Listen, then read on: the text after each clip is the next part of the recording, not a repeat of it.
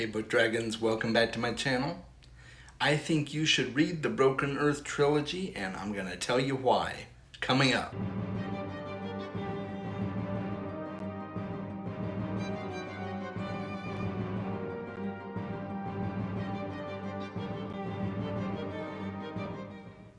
So I recently finished the Broken Earth Trilogy by N.K. Jemisin, and I have to say, it was a phenomenal read. I am so happy I read it. So happy I stuck with it, because initially it was a little bit rocky getting used to the narrative style. And we'll talk about a little bit about that in a minute. But I wanna give you all an idea of why I think you should read the Broken Earth Trilogy if you've not already. So Broken Earth Trilogy takes place in a post-apocalyptic world. There has been an extremely traumatic event in Earth's history. It does take place on Earth, hence the name Broken Earth Trilogy. But there was a cataclysmic event that caused the Earth to be broken. And it's kind of set in a matriarchal society with people referring to the Earth as Father Earth. And the reason we are in the straits that we are in this story is because at one point in the past, something was done by humanity to make Father Earth angry. And so as a result, this cataclysm happened with earthquakes and seismic activity and just ripping the Earth apart and tearing it from the seams. And so we follow three main characters in the first book, one of which is a young girl named Demaya. She is a newly discovered origin who has been found out by her parents, and all of a sudden they're scared of her and they've called the authorities to take her and do whatever they need to with her, but just take her from their home. You have to understand, in this culture, origins are very, very heavily looked down upon. They're often called ragas, a derogatory term referring to origins. And origins can quell seismic activity, and they can also cause seismic activity. They have a way of manipulating the tectonic plates and the energies of the Earth to cause and quell tremors. That is their main special ability. And so you can imagine, as a young girl who's just barely discovering her abilities, she's going to be kind of out of control. So her parents find out, and they've called the authorities. Hey, come get her. We can't have her in our home anymore. And so somebody does come for her, and we'll talk about that here in a few minutes as well. Another person we follow is Cyanite. She is a young woman, probably, if I remember right, she's probably in her mid-20s, maybe. I could be mistaken. But she is a breeder class, essentially. She's been designated as a breeder to help grow the population of Earth. And that's another thing about this society is it's very heavily based on a class system, or a use class, I should say. You're given a use name, which tells your function in society. This is what you do. So at this point in time, she's been designated as a breeder. And then she meets up with this person who's been assigned to her to breed with her, a man. So, and we'll talk about that here in a moment as well. But it's just a very unique culture, very much a class system, but based on usefulness. What are you useful for? And that's what we've assigned you to. The other one is Essen, and she is a probably in her late 30s, maybe somewhere around there. She lives with her husband and her two children in this community. She is kind of hiding away, so to speak, because she is a raga. She's an origin, and it's not really good to be well known for that, because if you have children, they could become terrors, so to speak, who can cause all these seismic activities. So she's trying to stay down on the low end of things and just hide out and chill. And something terrible happens in her family. I won't say what, but she is just devastated by something that happens in her family, and it causes just all this turmoil, and that she has to leave the town that she's been working in, and she has to leave and find her daughter, because her husband has gone off with her daughter Nassin. There's just all of these things happening at once in these different women's lives, and you flip back and forth. Now, what kind of made it jarring at the beginning is it's written in a second-person narrative style. So, like, there were statements at the beginning of the book, like the first sentence in a book will be, "You are Nassin," like speaking to you, like, this person was telling me that I am Nassin, or I am Essen, trying to put me in, trying to immerse the reader and make them feel like they are really in the story. And I get why she did it. Really unique style, but it can be kind of jarring at first. So it flips back and forth between the two women and the young girl, and all three of them are ragas, origins. So is cyanite as well. And as you go along in the book, you start to see these stories weaving together, and eventually there's a major twist, and I'm not going to say what it is. You may have heard of it already if you talked to people about the trilogy, but there's a twist. I'm not going to get into it, but it's a really, really cool twist, and I think once you get there, you'll be like, oh my gosh, I didn't see that coming. So, because I sure did not see that coming. So I'm really, really pleased with how the story progressed, and I really thoroughly enjoyed it. So let's talk about some of the side characters. One of the major side characters in the story, he's kind of a main character, but he's a side character compared to to Demaya and Cyanite and Essen. His name's Alabaster, and he is a ten-ringer. And what that means is he is one of the most powerful origins in existence, and he is highly sought after, not only for quelling major seismic activity, but he is also sought after for breeding, because the society feels that if they can breed a ten-ringer, or if they can have a ten-ringer reproduce, that he will reproduce other ten-ringers that they can use to their own purposes. So he's been coupled with cyanite for the breeding process. Alabaster is a really, really cool character, and I was just fascinated by him. He's a jerk, okay? He's just a real jerk, but he's integral to the story, and I really loved Alabaster.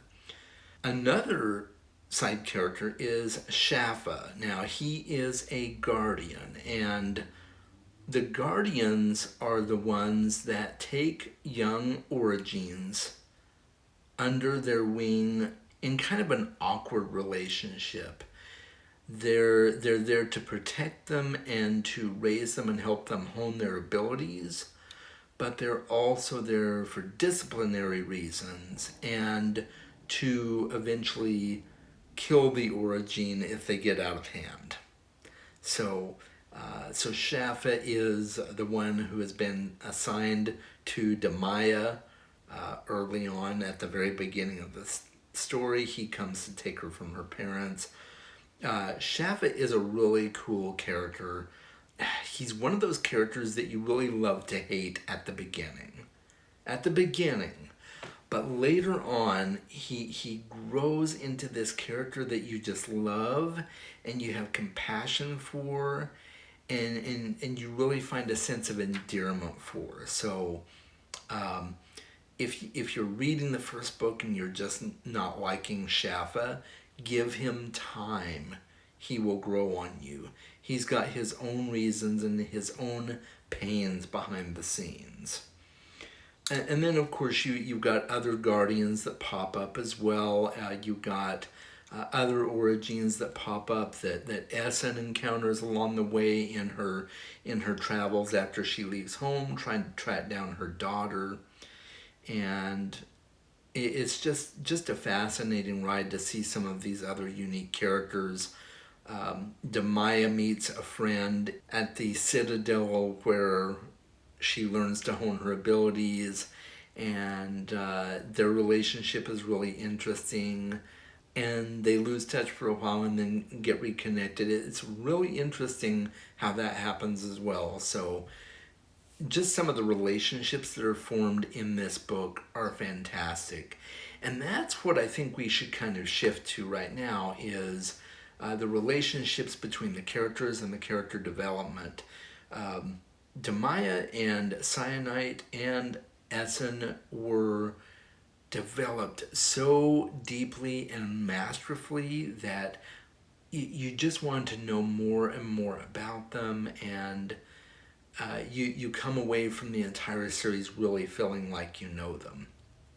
One of the cool things about Alabaster is his indifference toward the whole breeding process. He's been at this process so long that he's just tired, and he's cynical, and he's bitter in so many ways.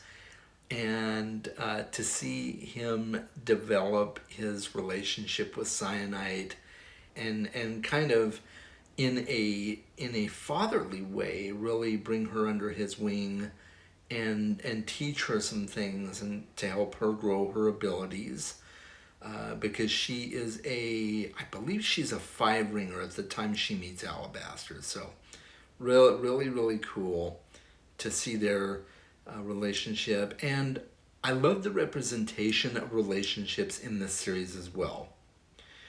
You've got LGBTQ relationships, so you've got people who are gay and bisexual. There is at one point a polyamorous relationship that takes place, which is really beautifully written. I thought it was just phenomenal to see non-monogamous lifestyles get some limelight in the book. And it can be kind of graphic at times, so just be forewarned, this may not be a book that you'd want for kids necessarily, but it's still very, very beautifully written, and I think any adults who read it would really enjoy watching these relationships unfold. You've got some really cool and unique characters in the story. You've got some pirates at one point. You've got these creatures who are called stone eaters, and then they literally do eat stone. And they have a very unique origin story. At one point, and this is early on in the story, so this isn't really a spoiler, but at one point you find out that there are some human origins for the stone eaters. And finding out how the stone eaters were created is just fascinating. And the motives of the stone eaters as well. Some stone eaters have very pure motives, some don't. It's just a really wild ride. So the main plot of this series is finding out what made Father Earth angry, and hopefully trying to rectify that and bring everything back into alignment so that the earth is no longer under these major cataclysms, which are called seasons. So the first book is called the fifth season because every so many hundred years the earth encounters a fifth season as opposed to the four main seasons, and that is a major cataclysmic event where a bunch of people die. So the goal is to eventually stop those seasons from happening. And so that's one of the plots. But then, of course, you have the race relations, so to speak, between regular humans and orogenic humans, the people who are origins and can cause and quell these tremors, and to find a balance between those two so that they don't have a hatred for each other, specifically so that regular humans do not have such a deep-seated hatred for origins, because origins, if trained properly, can do a lot of good. So it's all about learning to live in the post-apocalyptic world and hopefully make things better. So let's talk about the magic system. You've got two major types of magic in the series, one of which is orogeny, which is the ability to cause and quell the tremors and shift tectonic plates and move mountains literally, and move obelisks, which there's many giant obelisks that pop up in this story, and they have a very particular use that you will find out when you read this story, and they play a central role in trying to rebuild the earth and put it back into alignment. So, keep that in mind when you're reading this book, that's really key to the story, to learn about the obelisks. The origins do have the ability to manipulate the obelisks as well, because they're made of stone, they're made of earth. The other type of magic is actually literally called magic, and it is the life essence of Father Earth, and really everything that exists has this life essence in it, and it can be manipulated if someone knows how to do it, and some people in this story do know how to do it and can teach it. And so just a fascinating magic system. I'd never seen anything like it. A lot of people compare magic systems to Brandon Sanderson and his hard magic systems. I wouldn't even bother comparing this to that. It's just completely original on its own. I had a blast reading it. And N.K. Jemisin really did a fascinating job of doing her research. It appeared to me, because her study of geology and things like that, to come up with this world and this magic system was just fascinating. So one final note that I will make is that on the second person narrative again, you will see it pop up over and over again in the series, and it has a very specific reason for being there, and you'll find out when you get to the end of the series why it's actually there. And I've seen second person narratives in other books, and they're okay, but it's kind of off-putting at times.